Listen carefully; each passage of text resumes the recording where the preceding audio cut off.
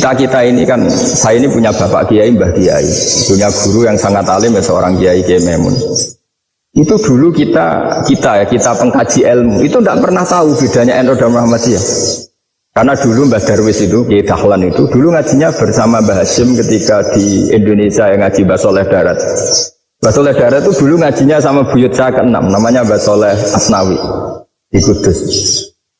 Mbah Soleh Darat itu dulu alim-alimnya orang Jawa ya Mbah Soleh Darat, Soleh bin Umar. Tempatnya di Semarang, tapi beliau itu sebenarnya orang Jepara yang dekat Kudus.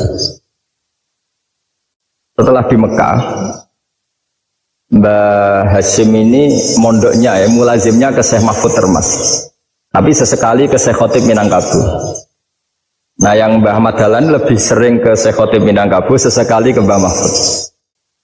Tinggal cerita karena Syekh Khotib Minangkabau sudah modern ya, terlibat organisasi dunia. Pas itu beliau pengagum Muhammad Abduh, pengagum Rasid Ridho, sehingga bawaannya Mbah Dahlan itu lebih pergerakan karena beliau lebih mengidolakan Syekh Khotib. Nah Syekh Khotib sendiri sebenarnya orang Minangkabau, jadi beliau namanya Muhammad saja. Jadi menantunya orang Arab.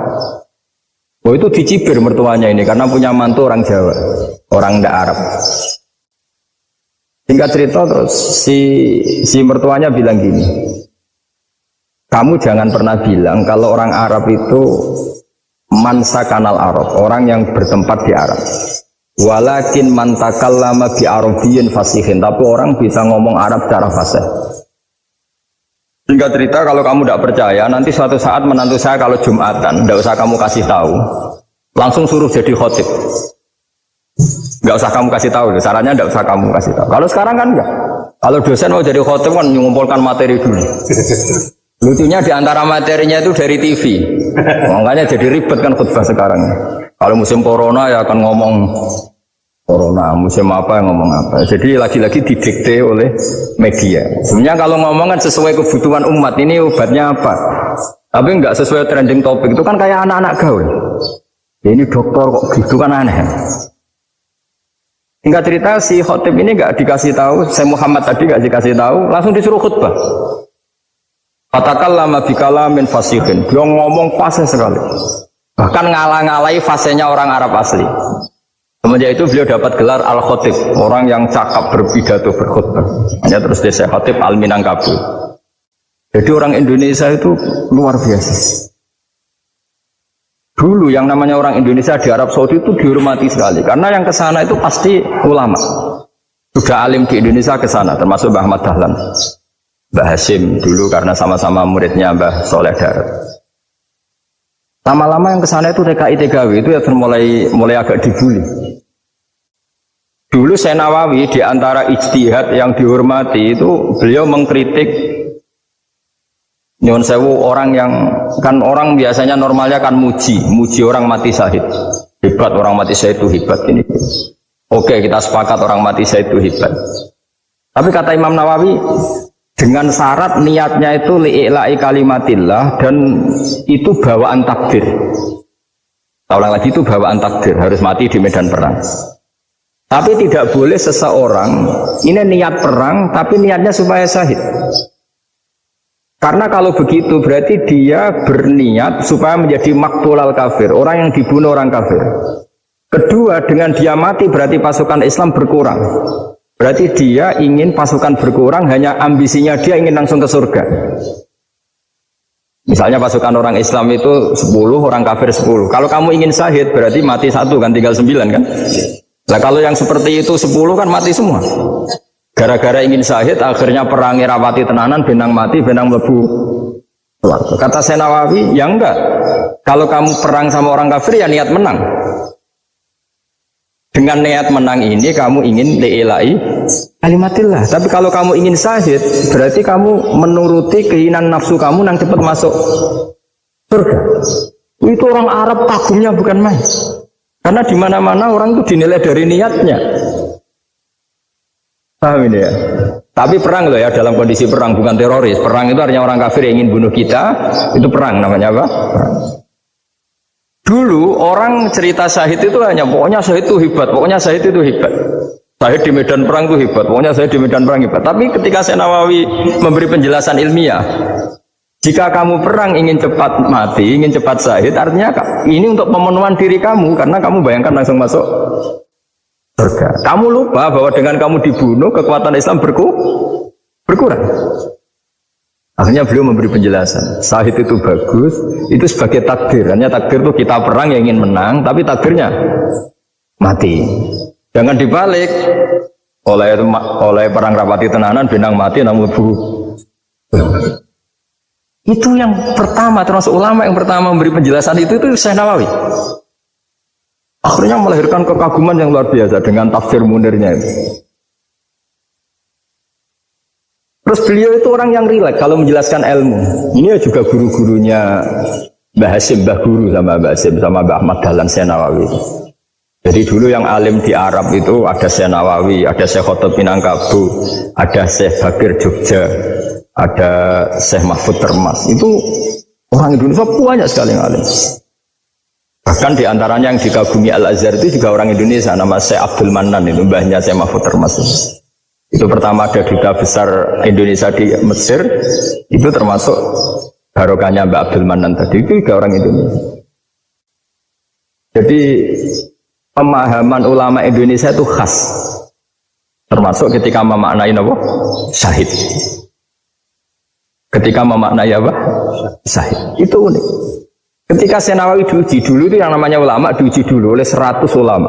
Jadi dulu ya ada kompetisi. Imam Bukhari diakui jadi ahli hadis itu diuji oleh mi'atu muhaddisin, 100 orang ahli hadis, sanad dibolak-balik, matanya dibolak-balik, tapi beliau tetap bisa mengembalikan proporsi sanad itu.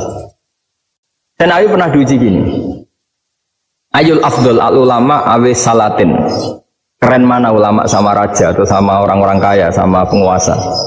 Ya keren ulama. Dibully sama orang. Tapi setahu saya banyak ulama yang antri di rumahnya raja, tapi saya tidak tahu melihat raja antri di rumahnya ulama. Ya, kebanyakan kan mungkin ustadz atau kiai yang antri ngajukan proposal kan enggak. Nah, kalau raja kan enggak pati itu, malah enggak usah antri, kiainya sudah nyambut sebelum datang. Jawabannya lucu Syekh Nawawi itu, dan yang tanya itu langsung diam. Ya karena ulama itu tahu fungsinya uang, sehingga cara nyari sampai seperti itu. Sementara raja-raja itu tidak tahu fungsinya ilmu, makanya tidak pernah sowan ulama. Sehingga jadi ya dianggap enteng saja. Ulama kan tahu fungsinya uang, tahu untuk pondok, tahu masjid. Sementara raja tidak tahu fungsinya ilmu. Jadi itu khas Jawa ya. Khas Jawa, khas Indonesia. Apa-apa yang menurut orang banyak dengan tanda kutip itu buruk atau baik, itu orang Jawa menafsirkan tuh gampang saja. Hingga semenjak itu Jawa itu dipandang betul. Saya punya kitab namanya Qadhayal Haji wal Umrah. Itu terbitan Hayatul Ulya Arab Saudi milik Wahabi. Itu diantara fatwa yang dipakai untuk solusi muskilatul haji, problem-problem haji kekinian. Itu fatwanya syekh-syekh yang dari Indonesia, termasuk Syekh Khotib Minangkabau, Syekh Nawawi Banten, Syekh Bakir Nur Jogja.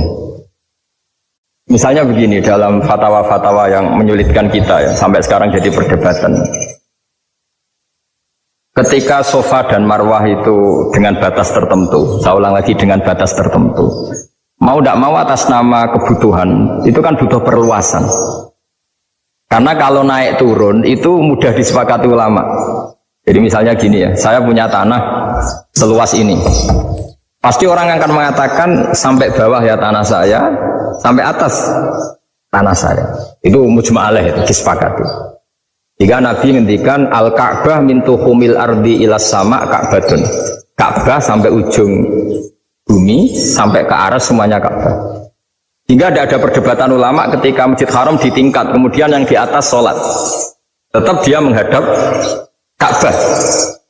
Tidak harus diluk melihat di bawah, enggak. Karena Ka'bah sampai langit. Sama, tanah Anda kamu tingkat sampai 10, enggak ada tetangga protes. Karena bawah sampai atas tanah Anda. Tapi kalau diperluas,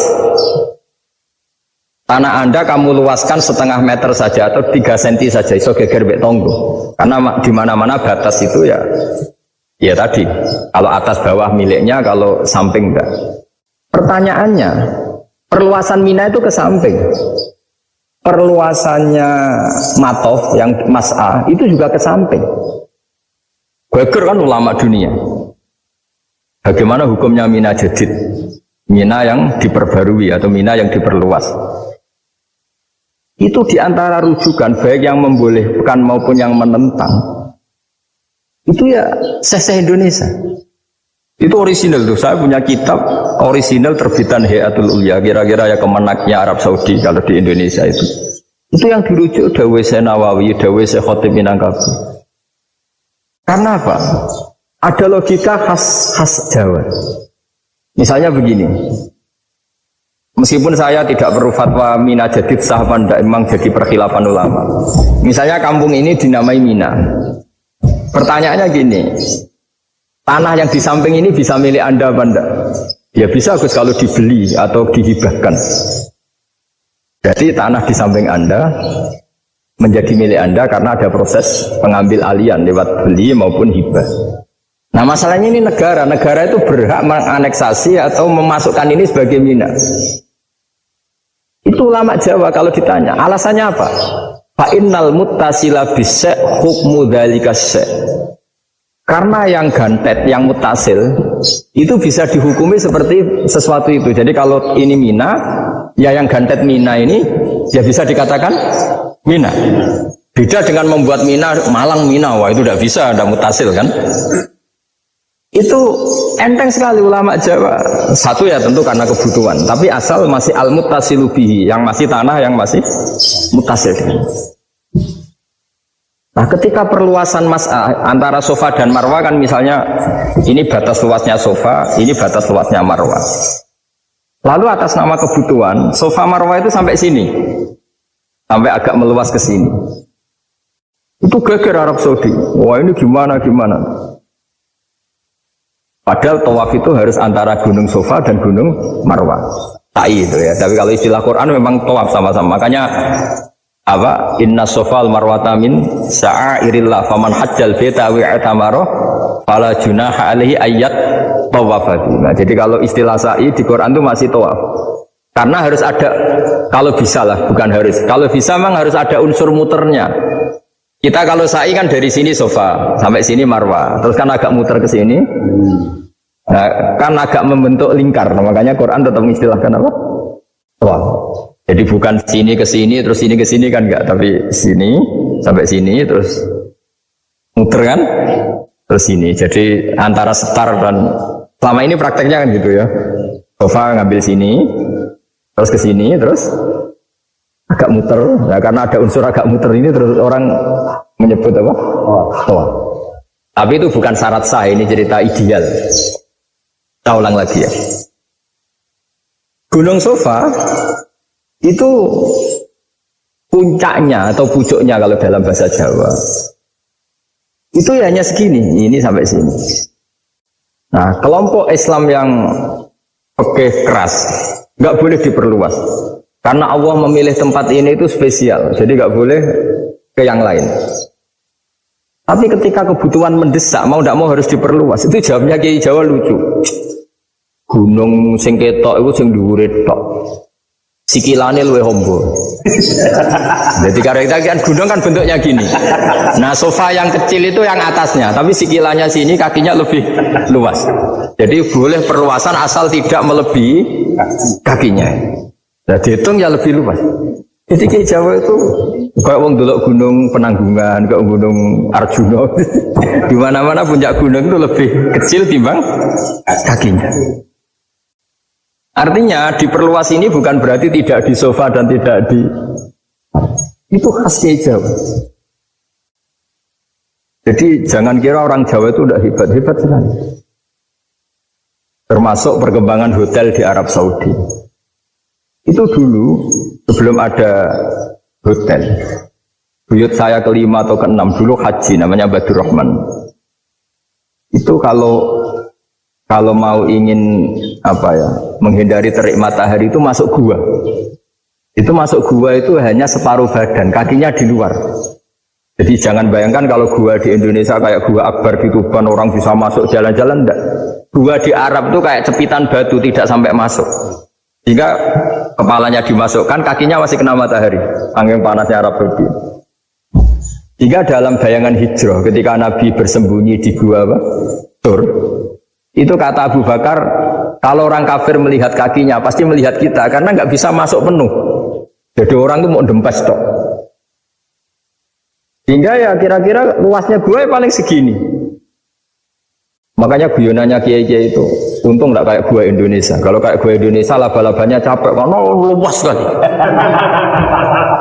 Jadi jangan bayangkan gua Arab tuh kayak gua Indonesia. Makanya bayangannya andai kan orang tuh melihat ke bawah pasti melihat kita karena orangnya nggak bisa masuk penuh, nggak bisa masuk 100%. Ya kayak cepitan batu lah mirip. Itu kan mirip Gunung Uhud. Gunung Uhud kata Rasulullah nanti kalau kamu perang itu di atas, menang atau kalah di atas. Musuh biar di bawah. Dengan di atas kamu bisa mana? Jangan bayangkan kayak Gunung Merapi, kayak Gunung Penanggungan. Lah kalau Gunung Penanggungan mana ke bawah yang layang kan? Jadi gunung di Arab itu kayak bukit. Ya sampean pernah kan ke Uhud itu ya sama ini aja tinggi ini kan? Nah ini yang ada mulai ada mis, makanya nerjemah itu susah di Indonesia. Karena jabal itu udah harus tinggi. Kalau tinggi nggak bisa mana dari atas ke bawah kan nggak ngefek kan? Tapi kalau ke Uhud gunungnya kan pendek sekali sehingga yang mana dari atas ke bawah ya kalau kena musuh ya celaka karena memang dekat. Nah, kalau gunung Indonesia mana dari atas ke bawah yang layang nggak ngefek. Nah itu susahnya nerjemah bahasa Arab ke kita. Jadi apa ya? Transkrip itu gak gampang karena ada pengertian yang beda. Kita kalau bilang gunung itu tinggi sekali. Sampai banyak mahasiswa tersesat ya saking tingginya. Kalau orang naik Uhud gak akan tersesat, wong ketok dari bawah gitu. Nah ini pentingnya ngaji ya. Jadi akhirnya ulama-ulama Indonesia itu dipakai rujukan. Jadi mulai Mbah Hashim, Mbah Ahmad Dahlan sampai era buyut-buyut itu masih orang alim. Lama-lama yang di Indonesia ini orang-orang yang bodoh. Sehingga orang Jawa kalau ke sana dibully, ya Jawa tak puluh kaya. Orang Jawa itu penggaweannya itu makan ular. Karena belut itu kalau di kamus itu persis ular. Dulu itu kan kamus tidak full color. Gara-gara gak full color, gambar belut sama ular itu sama. Belut itu belut sama ular kalau nggak full color gambarnya sama apa enggak? Sama. Terus orang Jawa itu kan masih banyak yang makan bajing itu apa? Ketupai itu. Bajing kalau digambar tidak full color sama dengan tikus. Gambar yang tidak warna hitam putih. Ya, kita ini dibully pemakan tikus dan pemakan ular. Karena belut itu persis ular kalau digambar yang tidak full color. Sampai datang Syekhona Khalil, datang ulama. Ngarang kitab ya judulnya Al-Belut. Karena nggak terima bangsanya dinyak makan apa? Ular. Terus dikarang. Wal belut hayawanun, bakhriyun, terus ya isu fi kada wa kada. Itu beda dengan al-hayyah. Itu diterangkan. Mulai disandri. Terus sistem hotel juga gitu. Aman tanyakan dalam sejarah dulu orang Sedayu ada namanya Syekh Mukhtar. Syekh Mukhtar bukan bikin rumah besar yang siapapun orang Indonesia haji itu nempat di sana. Nah ini yang menginspirasi akhirnya ada hotel.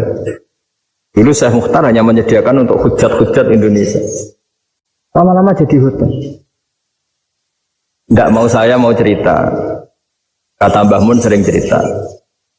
Kenapa wa ma arsalnaka illa rahmatan lil alamin, kata Mbah Mun, Allah itu pasti bikin ulama yang tidak produk Arab itu pasti ada. Kalau orang Arab jadi ulama wajar, bahasanya Arab, domisilinya di Arab.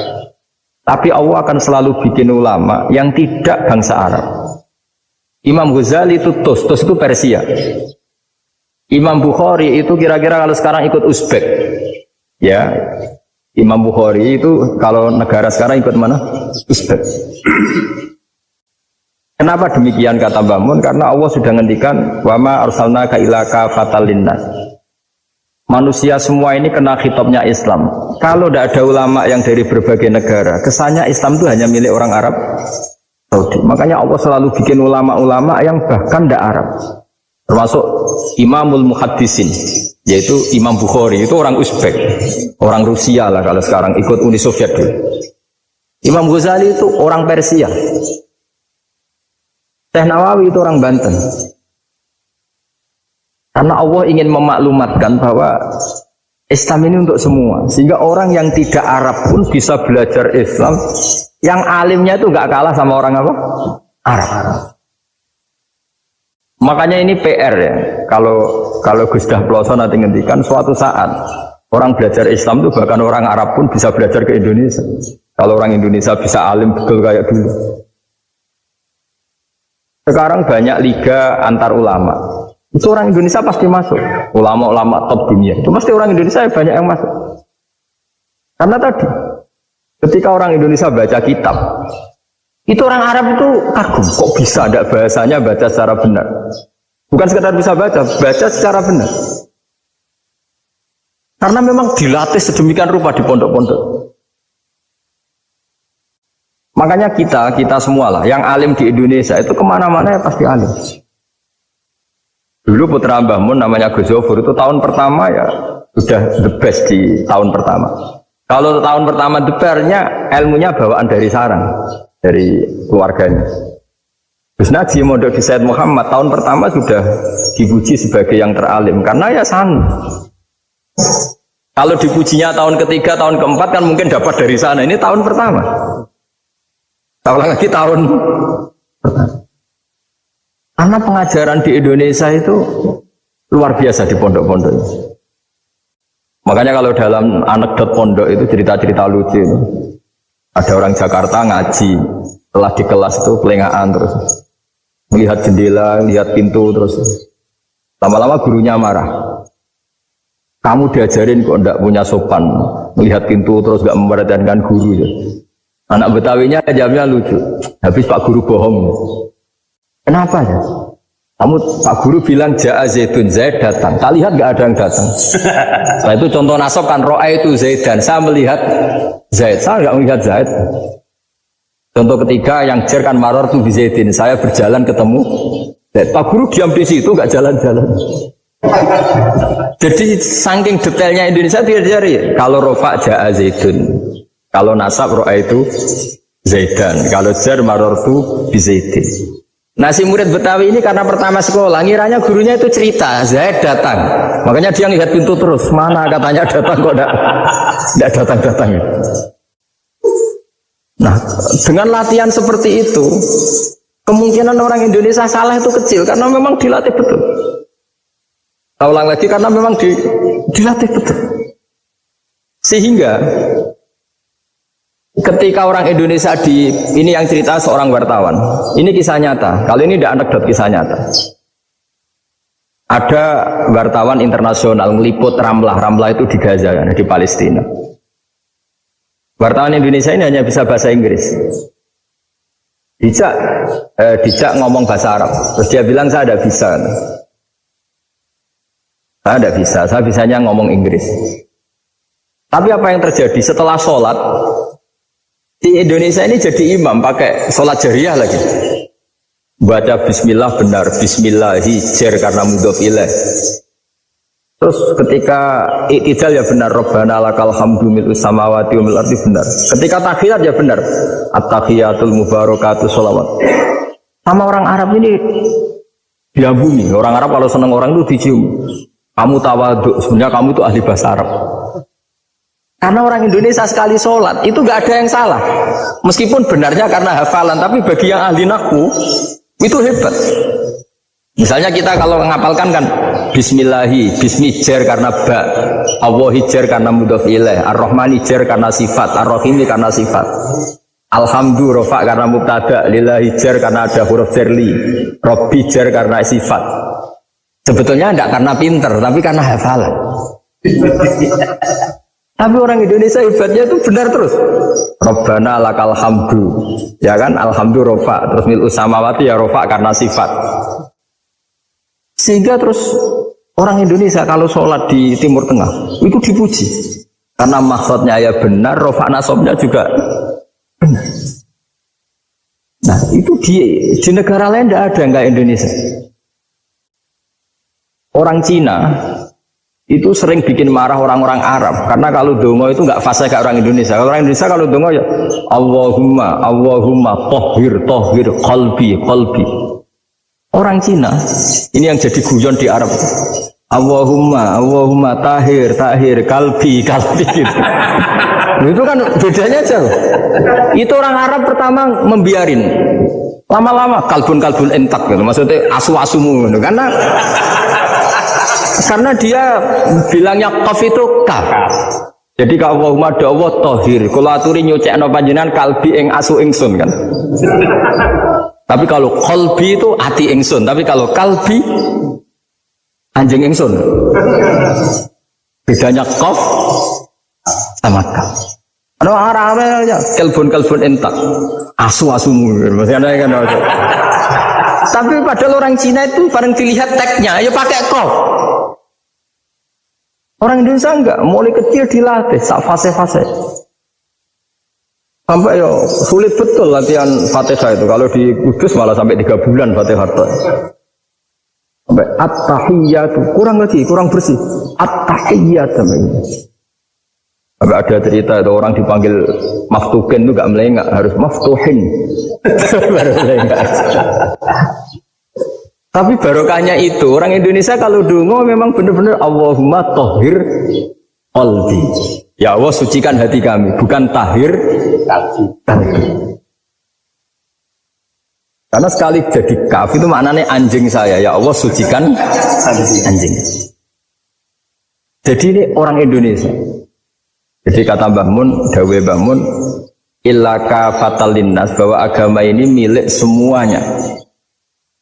Itu diantara bukti Allah menghendaki atau mendesain Islam seperti ini, orang yang belajar di Indonesia itu pengetahuannya Islam, pengetahuannya tentang Islam itu tidak kalah sama yang belajar di Al-Azhar, sama yang belajar di Arab Saudi. Makanya ini PR-nya UMM, PR-nya IAIN, PR-nya UIN. Bisa enggak sealim mereka dalam bahasa Arab? Nah bahasa Arabnya mu'man anta ana zaidun. Jangan sampai, karena kita di sana ini kadang dibully. Orang Arab tuh kalau bully kita, sampai tak kasih cerita. Oh itu ngawurnya Masya Allah. Kata dia, ada anak orang Indonesia haji. Ya anaknya orang Indonesia yang dijotos sama anaknya orang Arab. Dijotos, dipukul. Jika cerita terus si orang Indonesia nggak terima, anaknya yang orang Arab dipukul. Yang balas bapaknya. Orang Arab tanya, lima ada dorobta ibni, kenapa kamu mukul anak saya? Itu orang Indonesia bahasa, wah aku bahasa. Jadi hanya bilang gitu. Arya, anak saya dihada ya maka tak ada. Arabnya gitu. Anak saya dipukul maka saya balas mukul. Itu orang Arab mantok-mantok oh gitu. Paham? Suatu saat ada orang Indonesia itu sama orang Arab itu dilus-lus itu ya digini-giniin. Karena dia latihan bahasa Indonesia, latihan bahasa Arabnya itu masih mufrodat. Jadi kalau mengartikan yadun itu tangan, saro itu jalan. Jadi kalau jalan ya saro-saro. Roksun itu kepala, ana itu ingsun. Jadi karena dia nggak ngerti penggunaannya, itu bahasa Arabnya itu yadun anta. Jadi bukan yaduka tapi yadun anta. Berarti tangan kamu. Saro-saro itu jalan-jalan. Ala roksi ana yang atasnya sirah ingsun. Jadi mestinya yang benar kan yaduka saro ala roksi atau gitu. Tapi enggak dipotong-potong. Yadun tangan kan, anta kamu. Berarti tangan kamu. Saro-saro jalan-jalan. Roksun itu sirah, ana ingsun. Jadi di atas kepala saya. Orang Arab tertawa-tawa, tapi paham. Maksudnya seperti itu. Jadi kita ini dibully di Arab itu Masya Allah. Jadi akhirnya lahirlah ulama-ulama tadi yang saya sebut tadi. Bahkan pernah lama sekali ulama Indonesia itu jadi master di Arab Saudi. Yaitu Senawi Banten. Itu kalau orang sana bilang itu Sayyidu Ulama Il-Hijaz. Top-topnya ulama Mekah Madinah. Padahal beliau orang Indonesia. dan dimakamkan di Ma'la itu dekat makamnya Sayyidah Khadijah karena sangat dihormati. Nah, di antara sebab dihormati adalah ketika orang memahami syahid maknanya pokoknya maktulal kafir. Syahid itu adalah orang yang kalau perang itu mati di medan perang. Itu Imam Nawawi merinci secara detail. Kalau dia perang supaya tujuannya mati syahid cepat ke surga, berarti dia nuruti hadzun nafsi, ingin cepat ke surga. Tapi dia lupa bahwa dia dengan terbunuh, pasukan Islam berkurang kekuatan. Maka syarat perang yang benar adalah ya ingin menang. Di mana-mana perang ya ilahi kalimatillah supaya kalimat Allah itu menang. Jangan ingin kalah. Soal dia mati takdir, tapi jangan ingin mati. Wah itu terus dikagumi. Ternyata memang, oh iya ya kalau pasukan Islam 10, kafir 10, kita ingin syahid, berarti ya kalau orang ingin syahid kan terus mungkin perangnya ada hati-hati, main ngawur saja terus kalah mati. Ya, kalong 1 kan, terkurangi 1 kan. Nah kalau semuanya 10 punya niat gitu, ya itu Syekh Nawawi. Syekh Nawawi itu orang yang begitu gampang nerangkan Quran. Bahkan ketika orang Arab kesulitan mengartikan famathaluhu kamathalil kalbi intahmil aliyah yalhas atau tatrubuna yalhas. Orang Toma itu ibarat kayak anjing. Anjing itu kamu kasih makan ya tetap melet, menjulur-julurkan lidahnya, kamu ndak ya ndak. Imam Nawawi ditanya, ma wajhu sibdi, lalu wajah tasbihnya di mana? Beliau menjawab fit Toma. Jadi anjing punya 2 sifat yang berlawanan. Di bab ilmu dipuji, nggak ada hewan yang mudah menerima ilmu kayak apa? Anjing. Sehingga Quran mengistilahkan wa ma 'allamtum minal jawarihi mukallibin. Hewan yang mudah diajari itu oleh Quran dibahasakan sudah menganjing. Karena anjing adalah hewan yang paling mudah apa? Diajarin. Itu diakui oleh Quran wa ma 'allamtum minal jawarihi mukallibin. Tapi dia punya sifat yang sangat buruk sekali, yaitu nggak pernah puas. Makanya ketika Bal'am bin Ba'ura, ada tokoh yang kedonyan ya, itu kalau diistilahkan Quran walakinnahu akhlada ilal ardi wattaba hawa famathaluhu kamathalil kalbi intahmil aliyah yalhas atau tatrukhu yalhas. Jadi anjing punya 2 sifat yang berlawanan. Di bab ilmu dipuji karena paling mudah diajarin. Itu saya pernah ke Malaysia, diceritain sama polisi Malaysia. Anjing itu saking cerdasnya itu bisa deteksi CD palsu sama CD bajakan, asli sama bajakan. Itu kan gak kebayang. Kalau narkoba mungkin masih ada bau khusus ya. Atau mesiu atau bom masih ada bau khusus. Ini enggak. Anjing itu dilatih ngecek CD yang asli sama yang palsu. Oh itu kebablas itu pinternya itu. Lebih mana? Itu harganya itu 1 miliar lebih. Paling mahal. Jadi mungkin bisa deteksi ini dosen betul apa abal-abal itu bisa. Itu kiai betul apa kiai pesanan itu mungkin bisa. Itu saya punya kitab namanya Al-Hayawanul Kubro. Itu cerita prestasi-prestasi hewan. Itu yang berkuras-kuras sampai berjilid-jilid. Itu ya cerita anjing. Gak ada hewan sebaik anjing. Di bab itu ya, di bab sampai ya tadi ada anjing yang sangat loyal sama majikannya. Loyalnya Masya Allah, sopannya Masya Allah. Anjing itu mbok lama berbakti sama sampean, nggak mau tidur di ruang tidurnya sampean, dia tetap tidur di luar. Orang Jawa nggak ngelama. Suatu saat si raja ini minum, wisata minum. Pas mau minum diterjang sama anjingnya sampai tumpah. Oh kecewanya raja ini itu karena selama ini anjingnya sopan sekali. Sekedar ganggu di ruangannya nggak pernah, malah ini mau minum, minuman yang disukai diterjang anjingnya tumpah. Marah kan anjingnya di mana? Ternyata apa? Minuman itu anjing ini tahu kalau minuman itu beracun, diracuni oleh musuhnya. Itu saking hebatnya anjing sampai ketika ngawal rajanya itu tidak sekedar ada penjahat atau maling. Bahkan trik-trik kayak minumannya diracun oleh orang lain tuh anjingnya tahu. Jika pas mau diminum diterjang sampai terus supaya nggak keminum. Makanya Quran istilahkan anjing itu apa? Wa ma 'allamtum minal jawarihi mukallibin. Hewan piaraan yang kamu ajarin nanti sampai sepinter anjing.